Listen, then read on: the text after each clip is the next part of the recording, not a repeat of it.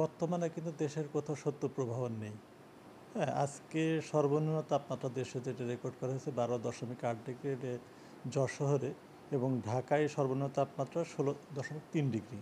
হ্যাঁ, তার মানে কি তাপমাত্রা যখন 10 ডিগ্রির নিচে নেমে যায় তখন আমরা সেটাকে শৈত্যপ্রবাহ বলি, কিন্তু এখন বর্তমানে দেশের কোথাও শৈত্যপ্রবাহ নেই।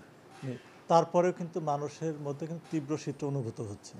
এবং গতকালকে তাপমাত্রাটা বেশি ছিল, তবে আজকে দিনের তাপমাত্রাটা কমে আসছে। তারপর দেখতে পাচ্ছেন আকাশে কুয়াশাচ্ছন্ন আকাশে, এবং কুয়াশার সঙ্গে কিন্তু মেঘও আছে। মেঘ এবং কুয়াশা থাকার জন্য কিন্তু দিনের তাপমাত্রাটা অনেক কমে গেছে। এর ফলে কী হচ্ছে, দিন এবং রাতের তাপমাত্রাটার পার্থক্যটা অনেক কমে আসছে। এই জন্য মানুষের মাঝে কিন্তু তীব্র শীত অনুভূত হচ্ছে। যখনই কুয়াশাটা কেটে যাবে, সূর্যের আলো আসবে, মানুষের মধ্যে থেকে কিন্তু এই তীব্র শীতের যে অনুভূতি এটা অনেকটা কমে আসবে। এবং বর্তমান যে পরিস্থিতিটা দেখা যাচ্ছে এটা আগামী 2 থেকে 3 দিনে ইয়েটা থাকবে, তবে এর চাইতে খারাপ হওয়ার সম্ভাবনা কম। এবং আস্তে আস্তে যে শীতের যে ইয়েটা সেটা হয়তো 2 দিন 3 দিন পরে কিন্তু এই তাপমাত্রাটা আরও বাড়বে, সেক্ষেত্রে শীতের তীব্রতাটা কিছু কমে আসবে। তবে শীত থাকবে, তার কারণে জানুয়ারি মাস আমাদের দেশের শীতলতম মাস, এ সময় তীব্র শীতই থাকবে। তবে এখন যে মানে অতি তীব্র শীতটা দিনের বেলা অনুভূত হচ্ছে, এটা 3 দিন পরে 2-3 দিন পরে এটা কমে আসবে। না, এর মাঝে আমরা আশঙ্কা করছি যে এটা হয়তো কালকের পর থেকে হয়তো 1-2 দিনের জন্য একটা মৃদু থেকে মাঝারি ধরনের শৈত্যপ্রবাহ দেশের উত্তর পশ্চিমাঞ্চল বা মধ্যাঞ্চলের দিকে বিস্তার লাভ করতে পারে। এটাও হয়তো স্বল্প সময়ের জন্য, বেশি দীর্ঘস্থায়ী হবে না।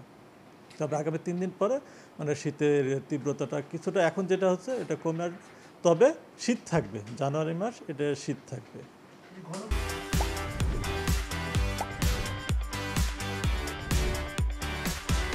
বর্তমানে যে অবস্থা আছে সারা দেশের কুয়াশাটা হচ্ছে, এবং ঘন কুয়াশাতে মাঝারি থেকে ঘন কুয়াশা। এটা এখন আজকের যে অবস্থা সেটা আমাদের একটা দেশের দক্ষিণ পশ্চিম অঞ্চল, অর্থাৎ খুলনা বিভাগের কিছু অংশ এবং সিলেটের কিছু অংশ মধ্যে সারা দেশে আপনার ঘন কুয়াশা, এবং মাঝরাতের পর থেকে কুয়াশাটা শুরু হয়েছে, এবং এখনও দেশে অনেক জায়গায় এটা অব্যাহত রয়েছে, এবং কুয়াশার জন্য কিন্তু আপনার এই শীতের তীব্রতাটা বেশি।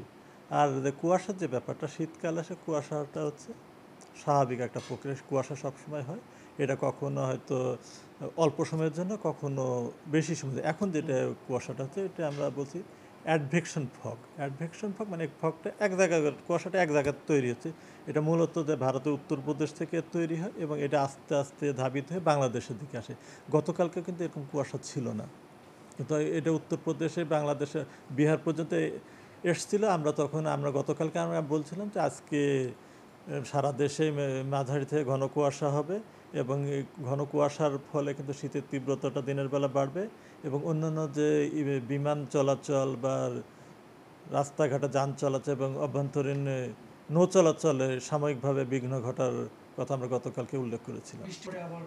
না, এরপর শীত থাকবে, কিন্তু শীত থাকবে এবং কুয়াশাও থাকবে। তার কারণ জানুয়ারি মাস হচ্ছে আমাদের শীতলতম মাস। শীত থাকবে এবং তীব্র শীতে অনেক জায়গা থাকবে, তবে যে দিনের বেলা, তার কারণ মানুষের শীতের তীব্রতাটা বা অতি তীব্র শীত অনুভব করে দিনের বেলাতে, যদি সূর্যের আলোটা না পায়, যদি আকাশে কুয়াশাচ্ছন্ন থাকে, সেক্ষেত্রে তো আমরা যেটা দেখছি আগামী 2 থেকে 3 দিন পরে পরিস্থিতিটার অনেকটা উন্নতি হবে, তবে শীত থাকবে, এবং আজকে যে অবস্থা আছে এর চাইতে খারাপ হওয়ার সম্ভাবনা কম।